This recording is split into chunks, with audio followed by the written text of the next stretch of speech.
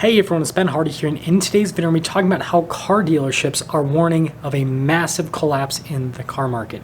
Before we get in this video though, as always, if you want to save time and money, the next time you purchase a car, link to my car buying guide in the description down below. And then if you want to see more videos just like this, then I recommend you subscribe because I post content every single day. Let's get into it.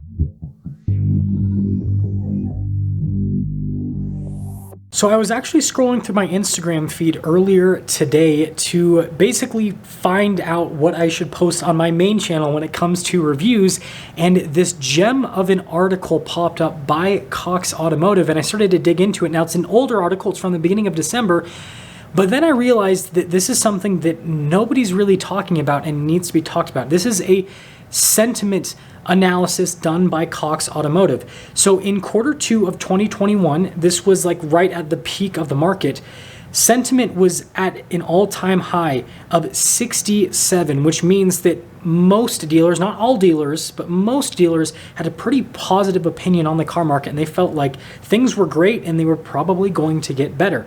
However, Cox Automotive did that same exact sentiment survey in Q4 of 2022, and they found that it had dropped to 41, which is a record low, well below the start of 2022, which Cox Automotive states was at 64. And so sentiment has just decreased quarter after quarter by a massive amount. I mean, we went from most dealers saying that they have a positive outlook on the car market to now most dealers say that they have a negative outlook on the car market. But the survey dives deeper past just what dealer sentiment is. They also talk about dealer profit sentiment as well. And well, the sentiment there is down to 44. If you guys are wondering, at the peak of the market, it was at 57. So like most dealers felt like profits were really good and they were probably going to improve. Whereas now, most dealers think that profits are not that great and that they're probably going to decline.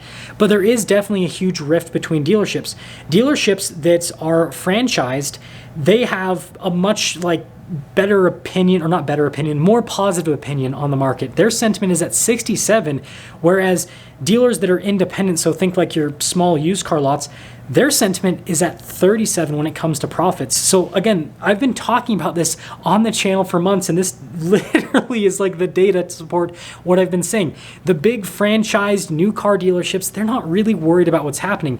It's the small ma and pa shops that sell a few used cars here and there. Those are the ones that are going to get crushed and go out of business, and well, they're worried about it. But when dealers are asked why all of this is happening, they actually have different answers. So the thing that most dealers state is that it's the economy. 62% of dealers state that as being a factor of holding up business. The next biggest set is going to be 53% that state that it's interest rates, 49% say that it's limited inventory, 47% just say general market conditions, 46% say that the political climate, and 33% say that it's pretty much all of the above combined, which I feel like that 33% is probably, the most accurate. It's usually not just one thing that causes a market to happen. It's usually a bunch of things put together. Now, the next big part of this report states that inventory is increasing and sales are not necessarily increasing. And this is something that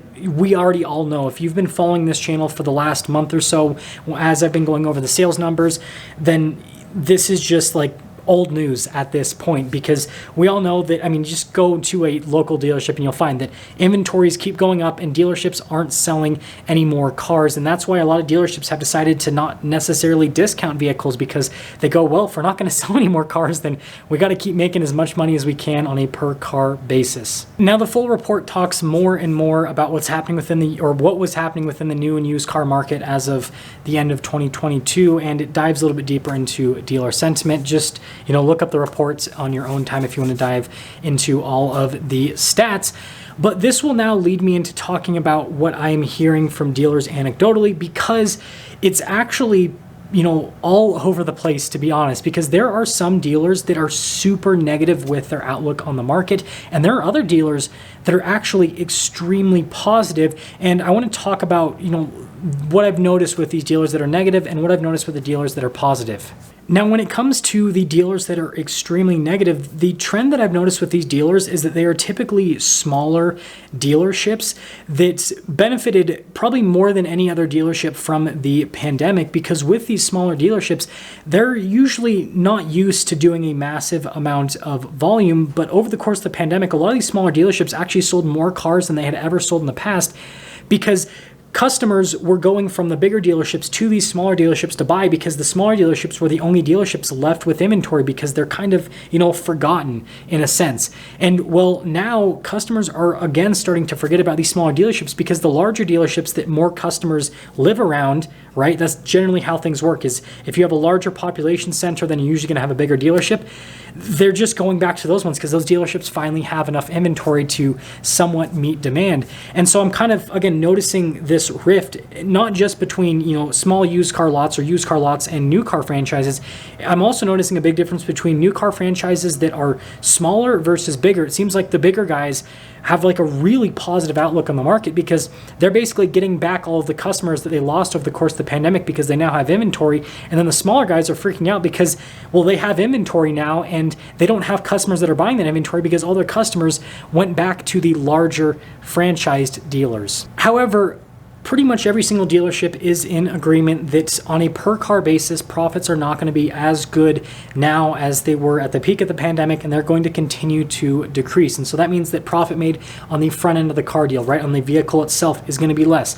Profit made on accessories is also going to be less. And then profit made in the finance department, right, with warranties and other sorts of aftermarket coverage, is also going to be less, because they understand that with higher interest rates and with lower demand, that means that, well, first off, affordability is going to be lower, so people aren't going to be able to have as high of a payment on a car. So that means that they're not going to be as willing to buy warranties or aftermarket accessories, or they're not going to be as willing to pay as much for the car because they just want it to meet their payment.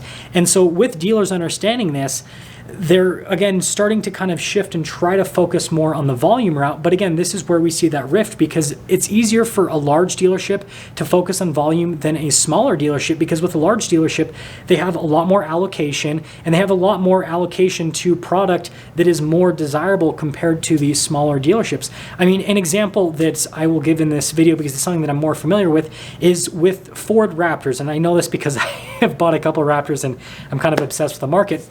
If you look at like a large Ford dealership, they might get like, depending on how big they are, 10, 20, 30, 40 plus Raptors in a given year. Whereas a smaller dealership might be lucky to get, maybe 5, maybe even less than that. Some smaller dealerships only get like 1 or 2 Raptors in a given sales year. And so you can see that like the bigger dealership is not only, in this example with Raptors, the bigger Ford dealership is not only going to just get more vehicles in general, but they're also going to get more of the specialty vehicles that are still really hot in this market.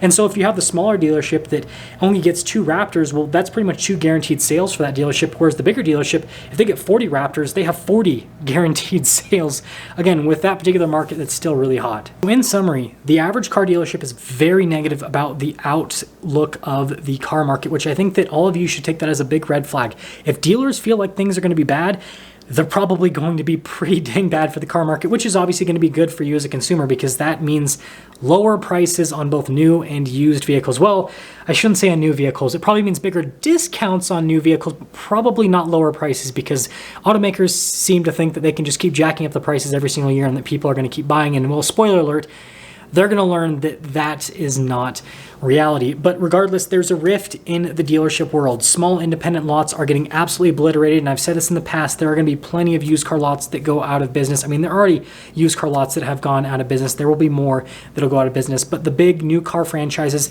they will be completely fine. They're actually happy about the current situation because, well, most of them are not in a situation where they're upside down in their used car inventory, because a lot of them, were kind of ahead of the game and got rid of used car inventory when they could, but they also have new cars to sell and new cars to basically cause them to get more trade-ins at, current market value, which will help rebalance their used car inventory. And also with having more new cars to sell, especially the bigger new car franchises, this gives them the ability to appeal to a much larger consumer base, which makes them sell more more cars. And so this is really a story of the big guy securing the bag and the little guy getting crushed. That's just how things seem to go here in the US. Let me know what you guys think about this whole dealership sentiment report and what you think is the outcome of the market, despite the fact that January was a flat month where used cars pretty much stayed the same and new car sales, declined from December, but not by as much as what we expected. Do you think that the car crash of 2023, has it been canceled? Or do you think that this is just a quote unquote dead cat bounce where things are just flat right now, but we're about to go through you know what? I'll see ya.